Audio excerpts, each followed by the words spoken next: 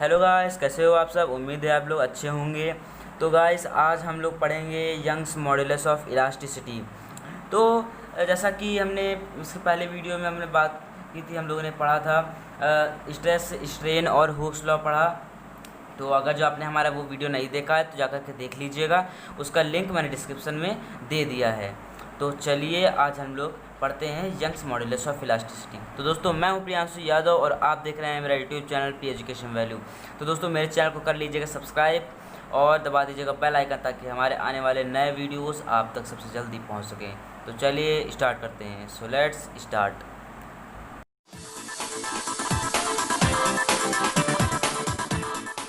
दोस्तों, इसके पहले वाले वीडियो में पढ़ा लॉन्गिट्यूडनल स्ट्रेस पढ़ा, उसका फार्मूला पढ़ा, लॉन्गिट्यूडनल स्ट्रेन पढ़ा और उसके फार्मूले के बारे में जाना, उसके कॉन्सेप्ट के बारे में जाना।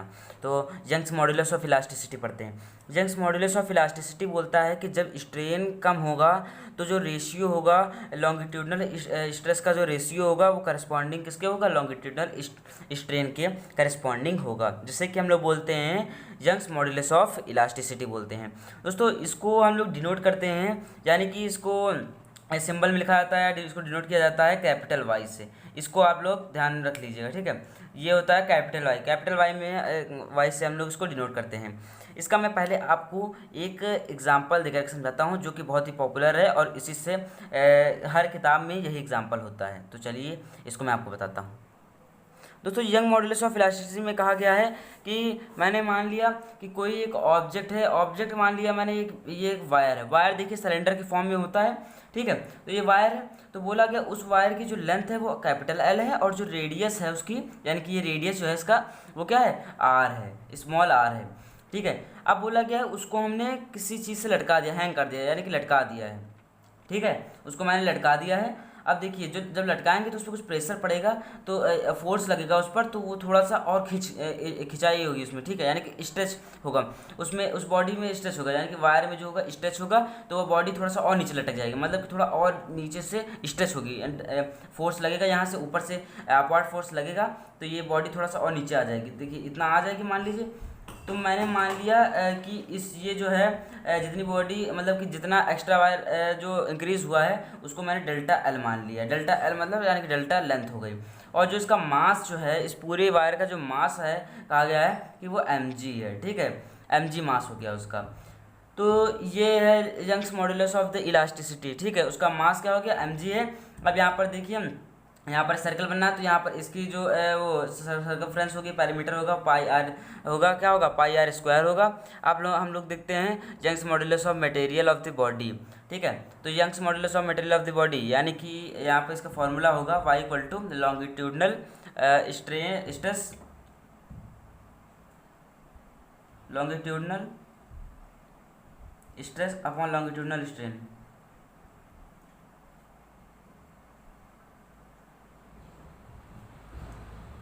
अभी इसमें मैंने फॉर्मूला बताया भी आपको तुरंत कि जो अगर जो स्ट्रेन स्मॉल होगा तो लॉन्गिट्यूडनल स्ट्रेस जो होगा वो करस्पॉन्डिंग किसके होगा, लॉन्गिट्यूडनल स्ट्रेन के करस्पॉन्डिंग होगा। तो हम लोगों ने भी इसका फॉर्मूला पढ़ा स्ट्रेस का। ये देखिए यहाँ पर फॉर्मूला है, क्या है, M G upon pi R square है, तो यहाँ पर M G upon pi R square रखेंगे। एम जी क्या होगा, एम जी यहाँ पर क्या था, मास था, पाई एम जी हो गया अपॉन पाई आर स्क्वायर। ये दोस्तों इसका लॉन्गिट्यूडनल स्ट्रेस का फॉर्मूला। अब मतलब बिग अपॉन लगेगा, ठीक है। लॉन्गिट्यूडनल स्ट्रेस का फॉर्मूला क्या था, delta L upon delta L upon L, ठीक है, यानी कि डेल्टा एल अपॉन एल हो गया। आप देखते हैं यहाँ पर, अब ये देखिए रेशियो में आ गया है, रेशियो में आया है, तो अब इसको इस ऊपर ले जाते हैं, इस वाली वैल्यू को इसको ऊपर लेके जाते हैं, तो क्या हो जाएगा यहाँ पर हमारा M G upon pi R square, ठीक है, M G upon pi R square, और क्या होगा into L by delta L. ये हो गया हमारा, ठीक है। अब ये हो जाता है, तो दोस्तों ये हो गया young modulus of the elasticity का फॉर्मूला, ठीक है। तो यहाँ पर SI unit of young modulus जो होगा वो क्या हो जाएगा, न्यूटन पर मीटर स्क्वायर, यानी कि इसको हम पास्कल भी बोलते हैं, ठीक है। न्यूटन पर मीटर स्क्वायर और द पास्कल हो जाएगा, ठीक है। ये हो गया हमारा Young's modulus of the elasticity की यूनिट। इसका डायमेंशनल फार्मूला जो होगा,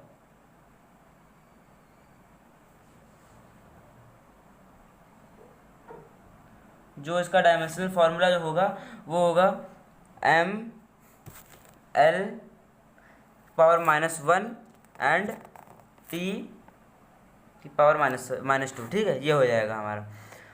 तो दोस्तों ये हो गया इसकी एसआई यूनिट, इसका डायमेंशनल फार्मूला हो गया और ये इसका फार्मूला हो गया। तो अब मैं इसका कॉन्सेप्ट बताता हूँ, young modulus of the elasticity.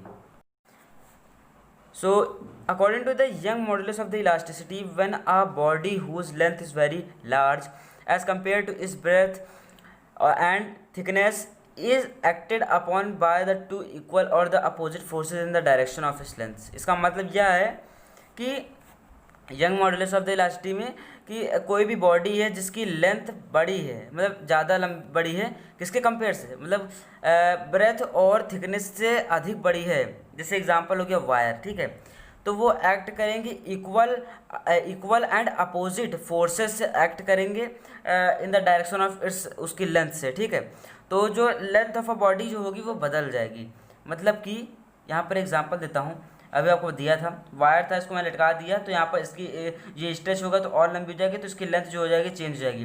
देखिए यहाँ पर इक्वल फोर्स लगेगा, ओके, इसमें देखिए इक्वल फोर्स लगेगा और इक्वल फोर्स यहाँ पर लगेगा, तो इसकी लेंथ जो होगी इंक्रीज होगी। यहाँ पर ब्रेथ भी छोटी है और इसकी वाइड भी होती है, वो छोटी होगी, ठीक है। तो यहाँ पर जो होगा लेंथ इसकी जो होगी वो इंक्रीज कर जाएगी और अपोजिट फोर्सेस में लगेगा। अपोजिट इधर से हमने फोर्स लगाया तो ये फोर्स इधर से लगेगा, अपोजिट फोर्स लग रहा है, ठीक है। तो यहाँ पर जो होगा वो अपोजिट फोर्स लगेगा। तो इसका कहने का मतलब यही है। और दोस्तों इसमें बताया गया है कि जो चेंज होता है per unit length of the body, ठीक है, मतलब इस बॉडी में जो चेंज होगा पर यूनिट लेंथ, मान लीजिए इतना चेंज हुआ, तो पर यूनिट लेंथ के हिसाब से जो बॉडी में चेंज होगा उससे हम लोग बोलते हैं लॉन्गिट्यूडनल स्ट्रेन। और जो फोर्स अप्लाइड होता है, यानी कि इस बॉडी को स्ट्रेच करने में, जब ये बॉडी जितना ये और लंबी हो रही है, ये वायर जितना भी स्ट्रेच हो रहा है, तो इसमें कुछ फोर्स लग रहा है ना, जो फोर्स लगता है per unit area of a cross section के, उस फोर्स को हम लोग क्या बोलते हैं, उससे बोलते हैं लॉन्गिट्यूडनल स्ट्रेस। थैंक यू दोस्तों।